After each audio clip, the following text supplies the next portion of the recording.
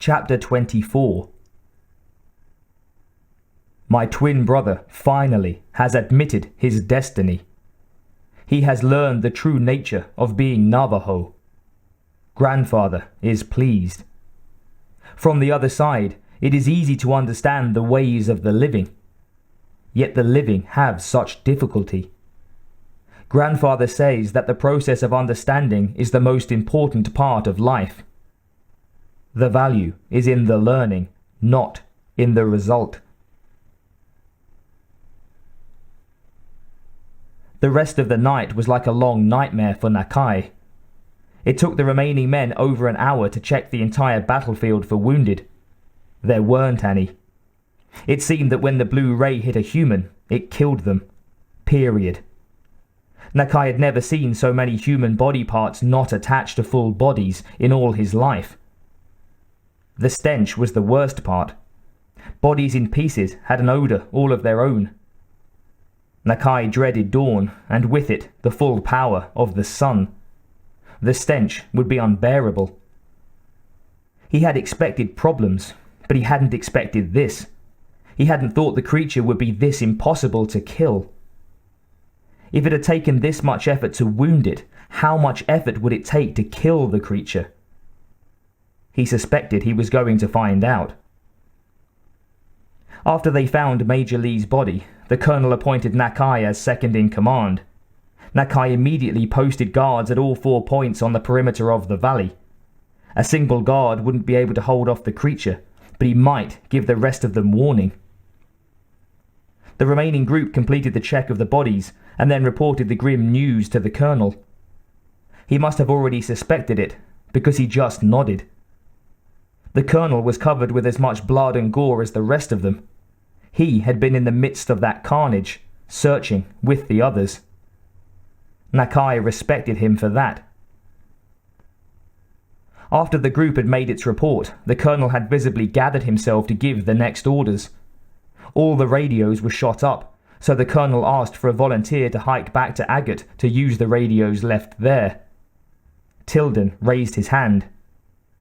Nakai thought him a good choice, since Tilden could move through the desert as well as Nakai. That meant Tilden would be able to get to Agate quickly. The colonel gave Tilden the message to send back to base. Airlift in more troops. This time, the colonel also requested tanks and more gunships. Then he told Tilden to tell the base to stand by for airstrikes, another move Nakai knew was a good idea. Tilden had been gone just under an hour, not quite long enough for him to reach Agate at full speed, when Nakai decided what he had to do.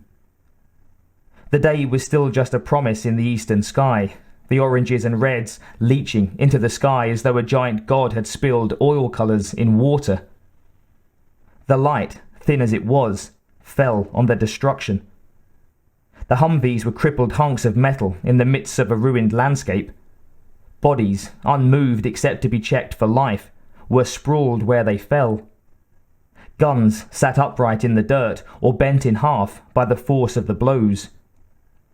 Nakai had never seen anything like it in his life. He hoped not to see anything like it again. Nakai turned his back on the devastation and went to look for the colonel. The man had disappeared after giving Tilden his orders. Nakai hadn't seen him since. It took Nakai a bit of searching before he spotted the colonel. He was sitting with 2 men, his back against a rock, waiting. He had a shocked, empty look in his eyes. The colonel had never been to the Gulf. Nakai remembered hearing that, but he hadn't realized that this was the man's first live combat situation, and the first time he had sent other men to their deaths. And it ended so badly. How he handled the next few hours would be a sign of his true value to the army. "Sir," Nakai said, moving up and crouching next to the colonel. "Yes, son," the colonel said. His voice sounded the same, only his eyes were different. Nakai doubted the colonel's eyes would ever be the same again. "We need to find out where the creature went, sir." The colonel nodded for a moment, then closed his eyes. Nakai could almost feel his reluctance to make another decision, to do anything that could result in such damage again. Nakai held his breath, then the colonel looked at him.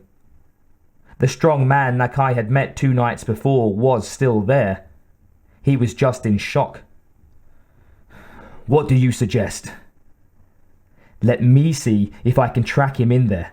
I should be able to get a bead on his camp and we can take it out from the air." The colonel frowned. He was clearly beginning to think through the shock. "Can you track him over that rock?" "I honestly don't know, sir," Nakai answered. "We hit him with enough firepower so that with luck, he's bleeding. I can follow the blood trail if there is one." "He was bleeding before," the colonel said. "There should be a trail. That creature is strong, but nothing could have gotten out of there without some damage." He glanced at his watch. "You've got 2 hours before we're staged and ready to roll. If you're not back, we'll go anyway." Nakai nodded. "I'll be back by then." "No grandstanding, soldier," the colonel said as Nakai stood. "I want you back here alive. We've lost enough good men to this creature." "I don't intend to die at the hands of that thing," Nakai said. "I'll be back." "Good luck," the colonel said. He stood. Evidently the conversation had helped him regain his focus. He would step past his inner turmoil to do what needed to be done in order to prepare for the attack. Nakai had no inner turmoil at all to deal with. He was past it. He had seen this creature kill his friend Deetle, and then it had wiped out his entire base. He was far beyond the shock of it all. Now he was just tired and angry. 5 minutes later, without so much as a goodbye, he patted the northernmost guard on the shoulder and climbed up the lava flow. Nakai was loaded down with ammunition for his M16. If he did run into the creature, he was going to get off a few shots before he died. About halfway up the side of the lava flow was the ledge where the creature had taken cover and waited. The area was scarred almost white from the blast marks of the missile attack. That the creature had survived so much firepower was a miracle. Then, stepping onto the ledge, Nakai saw the reason. The creature had chosen a perfect spot for defense. It wasn't just a ledge, but running back and to the right was a fairly deep cave, now filled with shattered rock, like pebbles of sand on a beach. Clearly the creature, seeing the rockets coming, had ducked back into cover, shielding itself from the brunt of the impact. Then, while the smoke was still thick, it had emerged and shot down the chopper. "Smart," Nakai said. "Real smart. Too smart." Every time he thought he had a bead on this creature, it proved that he had underestimated it. But there was one thing Nakai hadn't underestimated. The creature was wounded. Green blood was scattered all over the ledge. The sight made Nakai smile. "So, you ugly bastard, we hurt you." He glanced back over the shallow valley. The chopper was still burning slowly below him, sending up black smoke into the early morning sky. The colonel and a few others were sitting, backs against the rock ledge on the far side. Every detail of the valley could be seen from here, including the burned and ripped bodies of dozens of soldiers. It was no wonder they took so many casualties. They had been like sitting ducks to a creature with the weapons it had. Nakai shook his head in disgust and turned away, following the green spots up over the top of the ridge and onto the lava flow. At first sight, the flow was as flat and open as the desert, but on closer inspection, the black surface was scarred with deep ravines and mound-like hills. The black rock under Nakai's feet was mostly smooth and in places slick, polished by the wind and the rain. The creature's blood trail led north into the heart of the lava. If the creature was as smart about picking a campsite as he was about finding that ledge, this was going to be harder than Nakai had first imagined. Nakai moved at as quick a pace as he could manage, alternately checking ahead and watching the green spots on the ground. Twice, when the creature changed direction, Nakai had to backtrack and pick up the trail, and twice he had to work his way carefully around a deep ravine that the creature had obviously just bounded over. The thing could jump, that much was for certain. And kill. Killing was its most formidable skill. Nakai reached the ridge of one small dome-like hill and stopped scanning ahead. Suddenly, he heard a faint crackling, and then without warning, the rock under his feet gave way with a crack louder than a gunshot.